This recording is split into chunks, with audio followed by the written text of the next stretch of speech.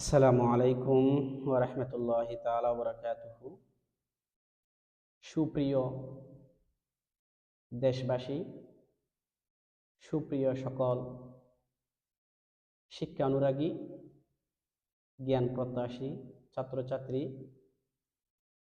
দূরে কাছে যে যেখান থেকে দেখছেন, বিশেষ করে আমার ভিউয়ার্স যারা আছেন, আমার অনুসারী যারা আছেন, আমার ছাত্রছাত্রী যারা আছেন, সকলকে জানাচ্ছি আন্তরিক শুভেচ্ছা ও অভিনন্দন।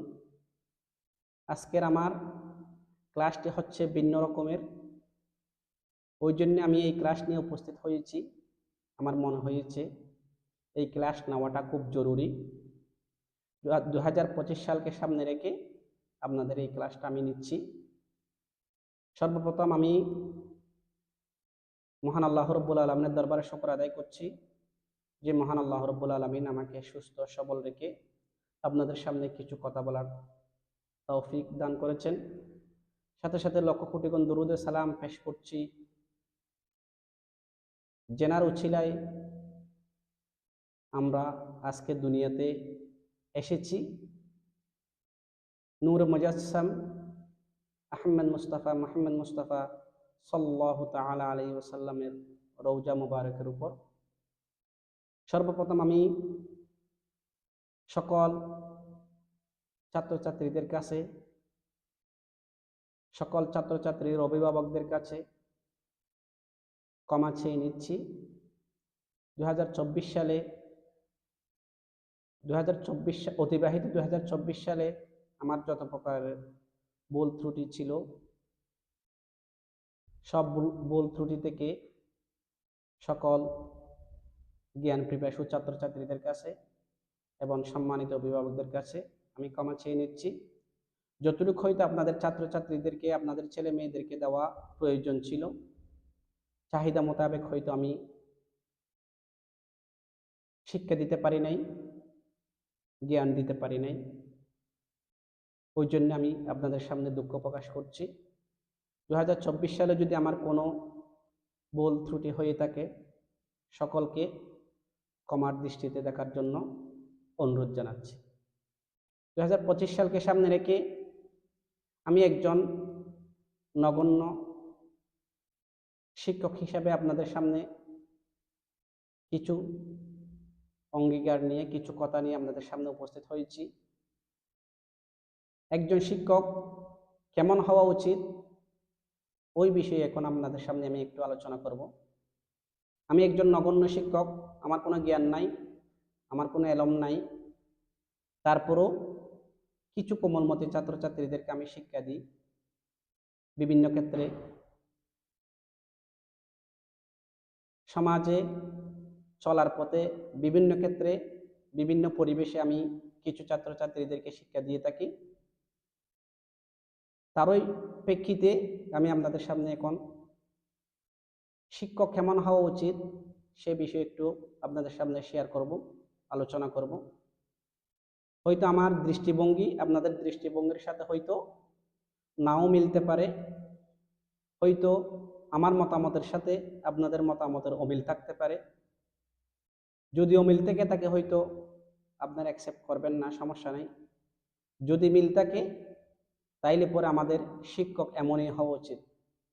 আমার এই আজকের এই ভিডিওটা করার পেছনের একমাত্র কারণ হচ্ছে, কিছুদিন আগে, গত কয়েকদিন আগে আমাদের চট্টগ্রাম বিশ্ববিদ্যালয়ের দুইজন শিক্ষকের যে অশালীন বাকবিতণ্ডা আমি দেখেছি, আমি খুব মর্মাহত হয়েছি। একজন নগণ্য শিক্ষক হিসাবে, একজন সাধারণ শিক্ষক হিসাবে আমি খুব মর্মাহত হয়েছি ওই ভিডিও ক্লিপটা আমি দেখে। আমি মনে করেছি আমাদের কেমন হওয়া উচিত, শিক্ষক কেমন হওয়া উচিত। টিচার, শিক্ষক, টিচার। টিচার ইংরেজি শব্দ, শিক্ষক বাংলা শব্দ। টিচারের মধ্যে কয়েকটি কি আছে? বর্ণ আছে। TEA, CHER, teacher. আমার এই প্রতিটা বর্ণমালা, প্রতিটা লেটারের আমার মানে মর্ম, মানে আমার প্রতিটা লেটারের আমার শাব্দিক অর্থ বিশ্লেষণ সহ আমার জানা উচিত। টি দিয়ে কি হয়, আমার কাজ কি, একজন শিক্ষকের কাজ কি, আমি আপনাদের সামনে সেই ব্যাখ্যাটা আজকে যতটুকু পারি ইনশাআল্লাহ তুলে ধরবো। টি দ্বারা আপনার হয় ট্যাক্টফুল। ওই শব্দটার আমি বিভিন্ন ওয়ার্ড মিন আমি দেখেছি, বিভিন্ন শাব্দিক অর্থ আমি দেখেছি। তার মধ্যে একটা অর্থ হচ্ছে ট্যাক্টফুলের অর্থ হচ্ছে কৌশলী। সর্বপ্রথম একজন শিক্ষক যদি হতে হয় তাহলে ওই শিক্ষককে কি হতে হয়, কৌশলী হতে হয়। কেন কৌশলী বলতে আপনার কেমন হওয়া উচিত, এমন কিছু কাজ আছে যা আমরা ছাত্রদের সামনে করতে পারি না, এমন কিছু কাজ আছে যা আমরা এমন কিছু কথা আছে যা আমরা ছাত্রদের সামনে বলতে পারি না। সব কথা, সব কিছু, সব ব্যাপারে আমরা ছাত্রদের সামনে কি করতে পারি না, শেয়ার করতে পারি না। আমাদের ওই ক্ষেত্রে আমাদের কি হতে হবে, কৌশলী হতে হবে। পড়ানোর ক্ষেত্রে আমার কৌশলী হতে হবে। কি কৌশল অবলম্বন করলে, কি সিস্টেম আমার পড়ালেখা করালে ছাত্রছাত্রীদের উন্নতি হবে, ছাত্রছাত্রীরা এটা সহজভাবে কি করতে পারবে, অ্যাকসেপ্ট করতে পারবে, ওই কৌশল অবলম্বন করতে আমার পারতে হবে, ওই যোগ্যতা আমার ভিতরে থাকতে হবে। Number 1 teacher. এরপর আপনার আছে ই দিয়ে কি হয় আপনার এলিগেন্ট। এলিগেন্টের আমি অনেকগুলা কি শাব্দিক অর্থ পেয়েছি, তার মধ্যে অন্যতম আমার যেটা ভালো লেগেছে সেটা আমি নিয়েছি। ইর মধ্যে এলিগেন্ট আপনার মার্জিত। একজন শিক্ষকের অন্যতম বৈশিষ্ট্য হওয়া উচিত ভাষা মার্জিত হওয়া উচিত, কথা মার্জিত হওয়া উচিত, আপনার বলার স্টাইল মার্জিত হওয়া উচিত। তাহলে আমি কি বলতে পারি, আমি শিক্ষক, আমার ভিতরে ওই মার্জিত ভাষাটা আছে। শিক্ষকের সাথে আমরা কেমন ব্যবহার করি, তুই তাই এই সেই, যেমন ইচ্ছে তেমন। আমরা শিক্ষকের সাথে আমি এমনও দেখেছি, এই চট্টগ্রাম বিশ্ববিদ্যালয়ের ঘটনা, আমরা শিক্ষকের সাথে আচরণ করতেছি এমন, ছাত্রদের সাথে আমরা কেমন করতে পারি আমাদের জানা উচিত। তাই এলিগেন্ট মার্জিত ভাষার অধিকারী হইতে হবে, একজন শিক্ষক হইতে হবে। নাম্বার 3 ওই এটার দিয়ে একটা শব্দ আমি পেয়েছি এমিয়েবলের শাব্দিক অর্থ আমি অনেকগুলো পেয়েছি, তার মধ্যে অন্যতম হচ্ছে বন্ধুত্বপূর্ণ। তাহলে একজন শিক্ষক হওয়া উচিত সেই শিক্ষককে ছাত্রদের সাথে বন্ধুত্বপূর্ণ আচরণ করতে পারতে হবে। বন্ধুত্বপূর্ণ আচরণ বলতে কেমন বোঝায়, আমি যে একেবারে এর পাশে বসে এমন মানে আপনার সম্পর্ক হয়ে যাবে, মানে টিচার ছাত্র কোনটা, ওটার মধ্যে কি থাকবে না, পার্থক্য থাকবে না, ওটা নয়। বন্ধুত্বপূর্ণ বলতে আপনাকে এমন হইতে হবে যেন ছাত্রছাত্রীরা আপনাকে সহজভাবে নিতে পারে।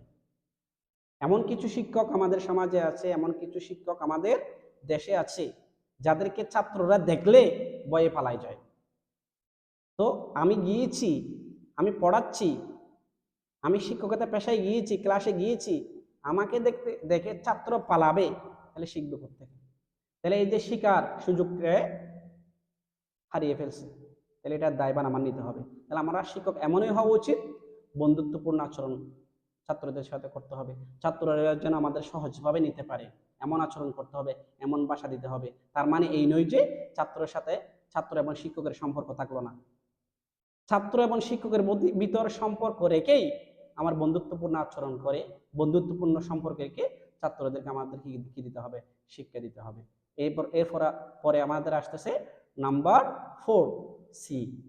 এই সি শব্দের একটা আমি পেয়েছি, আমি সি শব্দটা দিয়ে পেয়েছি চেয়ারফুল। এই চেয়ারফুলের একটা শাব্দিক অর্থ আমি পেয়েছি, সেটা হচ্ছে উৎফুল্ল, প্রফুল্ল। একজন শিক্ষক ছাত্রদেরকে শিক্ষা দিতে হলে উৎফুল্ল মনে, প্রফুল্ল মনে, আনন্দ উদ্দীপনা নিয়ে ছাত্রদেরকে পড়াইতে হবে। এখন যদি আমি ক্লাসরুমে যাই, ছাত্রদের সামনে যদি আমি যাই, আমার চেহারা, আমার ভাবভঙ্গি, আমার ফিজিক্যাল স্ট্রাকচার এমন হয় যে আমার মাইন্ডটা এমন হয় যেন ছাত্ররা আমাকে দেখলে এরা নিজেরাই কি হয়ে যায়, হতাশ হয়ে যায়। আমাদের ফিজিক্যাল মানে স্ট্রাকচার, মানে আমাদের মানে ফেস স্ট্রাকচার এমনই যেন না হয় যেন ছাত্রছাত্রীরা দেখে যেন হতাশ না হয়, এমনই হওয়া উচিত নয়। আনন্দ মনে, উৎফুল্ল মনে, প্রফুল্ল মনে, আনন্দের সাথে আনন্দ উদ্দীপনার সাথে ছাত্রছাত্রীদেরকে আমাদের কি দিতে হবে, শিক্ষা দিতে হবে। এরপর আমাদের এইচ, টিচারের এই যে ওয়ার্ড, টিচারের যে লেটারগুলো আছে, বর্ণগুলো আছে, এগুলো নিয়ে আমি বলতেছি। এইচ, এইচ দিয়ে কি হয়, অনেস্ট। সবচেয়ে গুরুত্বপূর্ণ একজন শিক্ষক হওয়া উচিত অনেস্ট।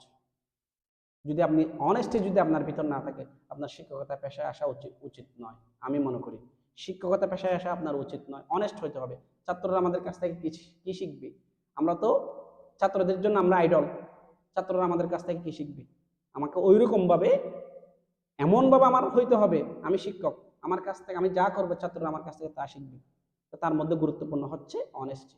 একজন শিক্ষক যদি অনেস্ট না হয়, সৎ না হয়, একজন ছাত্র ওই শিক্ষকের কাছ থেকে কোনো কিছু শিখতে পারবে না, অন্তত আমি আশা করি।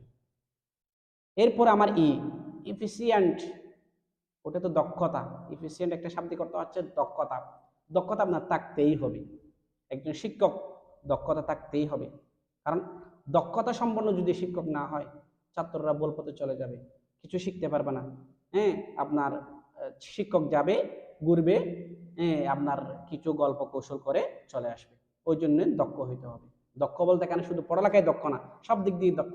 উপর আমি যা বলে আসছি, কৌশলী, মার্জিত, বন্ধুত্বপূর্ণ, প্রফুল্ল, সৎ, সবগুলোকে বলা হয় দক্ষতা। এর এই দক্ষতাগুলো আমাদের থাকতে অবশ্যই হবে। সর্বশেষ যেই লেটারটা আছে আর, আর দিয়ে আপনার রেশনাল। রেশনাল শব্দের আমি একটা শাব্দিক অর্থ পেয়েছি, সেটা হচ্ছে যুক্তিবাদী। আপনার একজন শিক্ষক হইতে হলে অবশ্যই যুক্তিবাদী হইতে হবে, কারণ যুক্তি ছাড়া আপনি কোনো ছাত্রকে মানে ভালো শিক্ষা দিতে পারবেন না। কারণ আমরা যুক্তি দাঁড় করাইতে হবে, প্রত্যেকটা আপনার কি দিয়ে, বাক্য দিয়ে, প্রত্যেকটা শব্দ দিয়ে, প্রত্যেকটা আপনার আপনার কি দিয়ে, সেন্টেন্স দিয়ে আপনার ছাত্রছাত্রীদেরকে কি দিতে হবে, যুক্তি দিয়ে আপনার বুঝাইতে হবে। যুক্তি দিয়ে আপনাকে ছাত্রদেরকে কি করতে হবে, মাথায় ঢুকিয়ে দিতে হবে। আমি আশা করি হয়তো আপনাদের জিনিসগুলো সবগুলো ভালো না লাগতে পারে। একজন শিক্ষক এই সমস্ত আদর্শগুলো নিয়ে শিক্ষক হওয়া উচিত। আমাদের দেশে আমি আমি মনে করি অন্তত 50% উপরে শিক্ষকের ভিতর এই সমস্ত জিনিসগুলো নাই বলে আজকে আমাদের ছাত্রছাত্রীগুলা নৈতিক দিক দিয়ে, শিক্ষার দিক দিয়ে অনেক পিছিয়ে যাচ্ছে। কারণ আমরা হচ্ছে মানুষ গড়ার কারিগর। তাহলে আমরা কারিগরের মধ্যে যদি ত্রুটি থাকে, কারিগরের মধ্যে যদি ত্রুটি থাকে, আপনার মেশিনের মধ্যে যদি ত্রুটি থাকে, তাহলে ভালো প্রোডাক্ট কখনো বের হবে? আশা করি হয়তো কখনো বের হবে না। আমি হয়তো আপনাদের হয়তো ভালো না লাগতে পারে, আমি আগেই বলেছি আপনাদের কথাগুলো ভালো না লাগতে পারে। যদি ভালো না লাগে তাহলে গালি দিয়েন না, অ্যাকসেপ্ট করবেন না, সমস্যা নেই। কিন্তু শিক্ষক এমনই হওয়া উচিত, শিক্ষক এমনই হওয়া উচিত। একজন শিক্ষকের মধ্যে এই সমস্ত সব গুণাবলীগুলো থাকা অবশ্যই অবশ্যই উচিত বলে আমি কি করি, মনে করি। আপনারা হয়তো বুঝতে পেরেছেন। অন্তত আমি একজন শিক্ষক, সাধারণ শিক্ষক, ঠিক আছে, আমি একজন সাধারণ, আমি আলিফ বা পড়াই, সরেয়া পড়াই, এবিসিডি পড়াই, তারপর আমি শিক্ষক। এবিসিডি পড়াচ্ছি, সেটাও আমার একটা শিক্ষকতা পেশার মধ্যে পড়ে।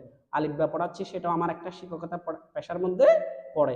আমি যোগ বিয়োগ শিখাচ্ছি, সেটাও শিক্ষকতার পেশার মধ্যে পড়ে। অন্তত আমি মানে আপনাদের সামনে মানে কমিটমেন্ট দিচ্ছি, এখন আমি আপনাদের সামনে কথা দিচ্ছি, অন্তত আমি এই যে টিচারের কয়েকটি কি আছে আপনার 7টি লেটারের মধ্যে 7টি শব্দ আছে, এই শব্দ ব্যাখ্যাগুলা, শব্দের আমার মূল বক্তব্যগুলা, সারমর্মগুলা অন্তত আমি মেনে চলার জন্য ইনশাআল্লাহ চেষ্টা করব। সকলের সুস্বাস্থ্য কামনা করে, দীর্ঘায়ু কামনা করে সংক্ষিপ্ত আলোচনা শেষ করলাম। আসসালামু আলাইকুম ওয়া রাহমাতুল্লাহি তাআলা ওয়া বারাকাতুহু।